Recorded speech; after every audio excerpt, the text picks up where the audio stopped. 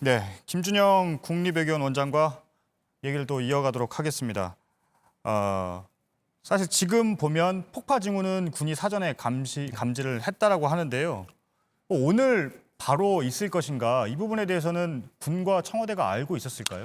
저는 짐작하고 있었던 걸로 알고 있고요. 예. 특히 15일이 어제였기 때문에 15일은 사실상 15일 날 만약 폭발을 했다면 여기에 대한 그 의미나 상징적인 의미는 더 클 수 있었기 때문에 어제부터 비상 대기를 하고 있었던 걸로 저는 알고 있습니다. 관계자들이. 예.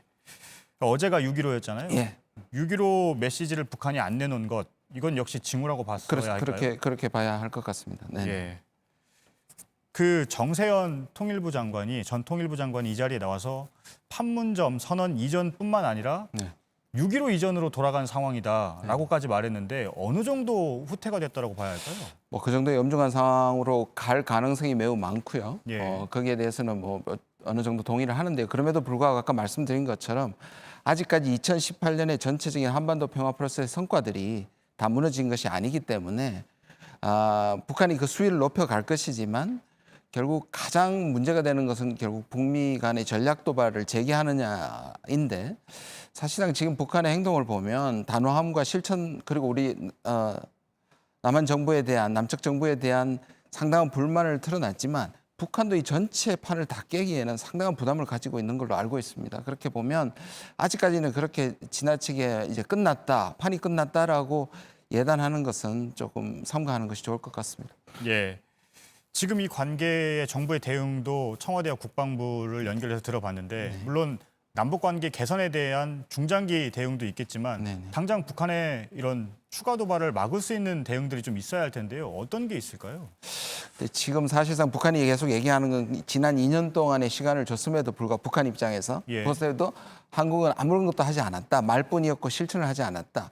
그리고 우리가 계속 경고해왔던 것들은 실제로 말이 아니라 실천이라 우린 반대로 행동한다는 걸 보여줬기 때문에 일정 기간 조금 더 다음까지 악화되는 것은 어쩔 수 없어 보입니다. 그럼에도 불구하고 우리가 꾸준히 평화의 대화나 협력의 메시지들을 계속 견지하면서 균형을 잡는 것이 좋지 오히려 북한이 저렇게 나오는 것에 대해서 우리 전체가 이 부분을 지나치게 극단으로 강경 대결 구도로 가는 것은 바람직하지 않다고 생각합니다. 예.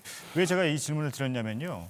사실 대북 전단을 놓고는 우리 정부가 강하게 막겠다는 입장을 내놨었고 또 어제 문재인 대통령이 대화 기조를 이어가겠다는 또 남북 협력 사업을 할 수 있는 건 하겠다는 입장을 내놨는데 그럼에도 불구하고 오늘 폭파까지 강행했기 때문에 결국 이런 부분들은 북한의 어떤 메시지 전달이 안 됐던 걸까요? 오히려 북한이 이 자체를 이제 그 말을 듣고 멈췄다면 북한이 자기들의 메시지나 이 전체 관계에 대한 단호함을 보여주지 못했다고 생각할 가능성이 있는 거죠.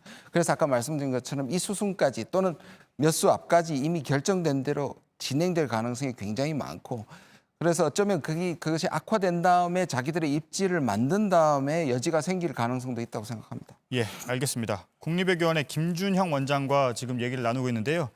안나경 앵커가 전하는 뉴스를 듣고 다시 대화를 이어가도록 하겠습니다.